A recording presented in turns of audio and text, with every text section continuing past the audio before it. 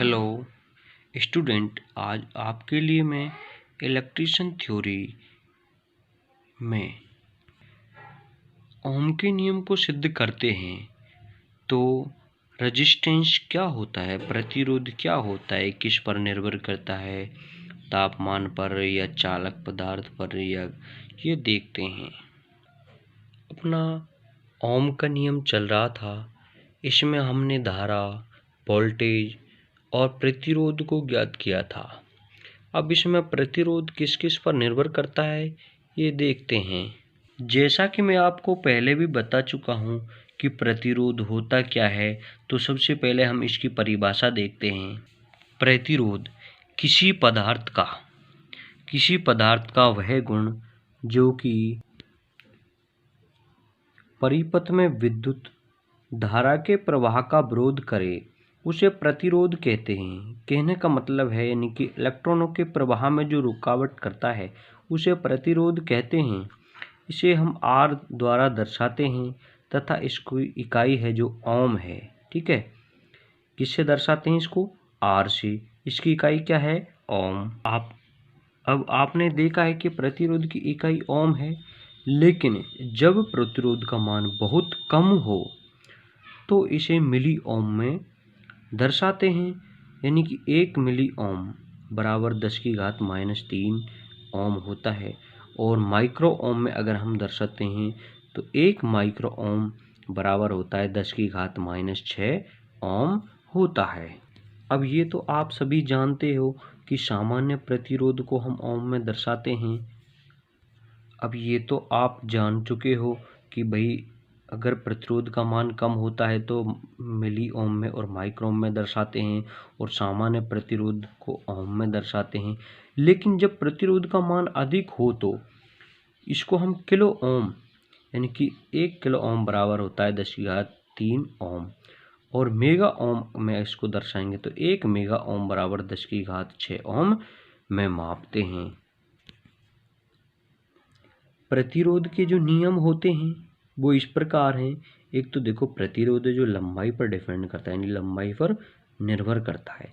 चालक का प्रतिरोध उसकी लंबाई के समानुपाती होता है, अर्थात लंबाई बढ़ाने पर पदार्थ का प्रतिरोध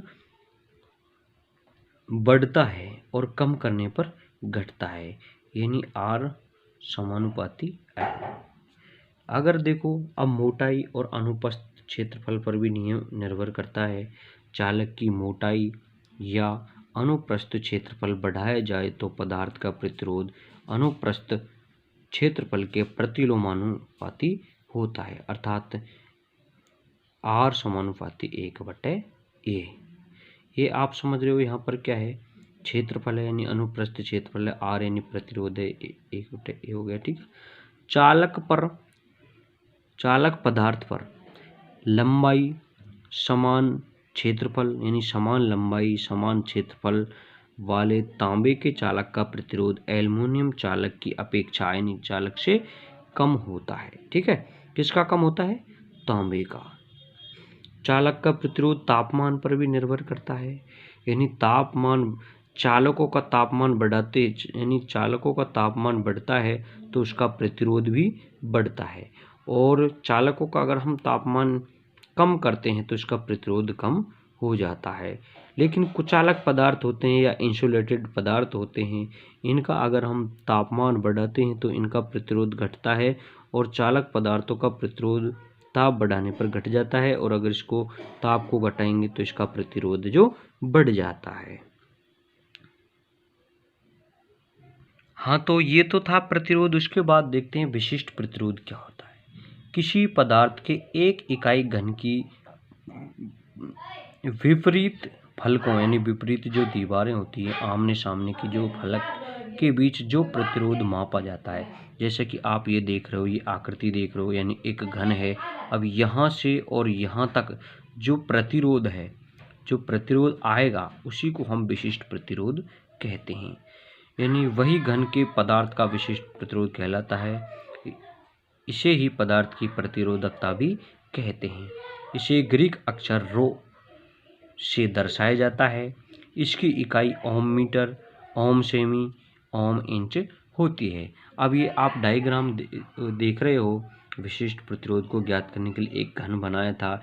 यहाँ इसकी लंबाई है, ये इसकी चौड़ाई है और ये इसकी ऊंचाई है। अब यहाँ से और यहाँ तक जो प्रतिरोध है, जो इसके बीच में जो प्रतिरोध है, उसी को विशिष्ट प्रतिरोध कहते हैं। अब देखो तांबे का जो विशिष्ट प्रतिरोध है दिया हुआ है, यानी 20 डिग्री सेल्सियस पर 1.724 × 10⁻⁶ ओम सेमी होता है। अब देखते हैं चालकता। चालकता यानी कंडक्टेंस, यह किसी पदार्थ का वह गुण होता है जो धारा प्रवाह को पदार्थ में प्रोत्साहित करता है। इसकी इकाई प्रतिरोध के विलोम है, अर्थात म्यो है। इसे जी अक्षर से या जी से दर्शाया जाता है। इसका सूत्र होता है G = 1/R। अब देखो एक नोट लगाकर हम लिखते हैं कि तांबे की विशिष्ट चालकता 20 डिग्री सेल्सियस पर, यानी अगर तापमान 20 डिग्री सेल्सियस से जो सामान्य तापमान होता है उस पर 0.58 यानी कि 0.58 × 10⁻⁶ म्यो प्रति सेमी होती है। अब एक हम न्यूमेरिकल करके देखते हैं, यानी कि 1200 मीटर लंबे तार का प्रतिरोध 60 ओम है तो 240 मीटर लंबे तार का प्रतिरोध क्या होगा। इसके लिए एक सूत्र है R2/R1 = L2/L1। R2 का हमें मान ज्ञात करना है। R1 कितना दिया है 60 ओम, ठीक है। L2 कितना है 240, L1 कितना है 1200। इसको हम वज्र गुना करते हैं, यहाँ पर वज्र गुना करते हैं तो R2 बराबर, यानी कि 240 × 60 हो जाएगा, देख रहे हो यहाँ पर, उसके बटे में 1200 आ जाएगा। 2 0 से 2 0 कट जाएंगी, 6 × 4 = 6 दूनी 12, और यहाँ 2 का भाग अगर हम 24 में देते हैं तो 12 ओम आ जाता है। तो फ्रेंड्स, ये वीडियो अगर आपको पसंद आई है तो प्लीज़ वीडियो को लाइक कर देना, अन्यथा हमें बता देना कुछ जो आपको कमी दिखाई दे रही हो तो हम उसको सुधारने की कोशिश करेंगे। और चैनल को प्लीज़ सब्सक्राइब कर देना और वीडियो को अपने दोस्तों को शेयर कर देना। Okay friends.